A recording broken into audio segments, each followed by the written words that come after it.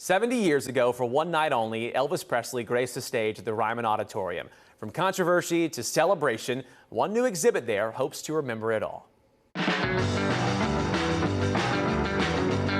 From Memphis to the Mother Church, Elvis Presley took the stage at the historic Ryman Auditorium in 1954. His voice alone fascinates me. I've always been just enamored by it. There's such a smoothness and such a power to it at the same time.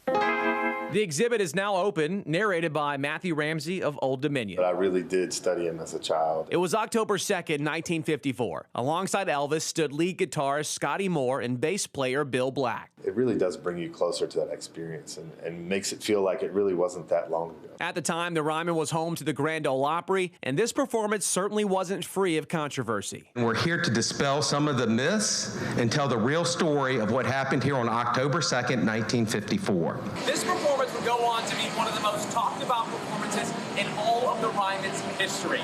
With many people wondering what happened that night here at the Mother Church, October 2nd, 1954. It was reported at the time, then Opry manager Jim Denny said Elvis didn't quite fit the mold of the Opry. The King of Rock would never perform there again. It does kind of shock me. It does, really. But that's kind of the way it goes, I guess. As guests walk through, the exhibit hopes to capture it all from the very beginning. From early talks with his manager to the nerves he felt moments before touching that historic stage. Every artist that comes in here can feel the gravity of it. From Memphis to the Ryman, the exhibit is now open inside the Mother Church.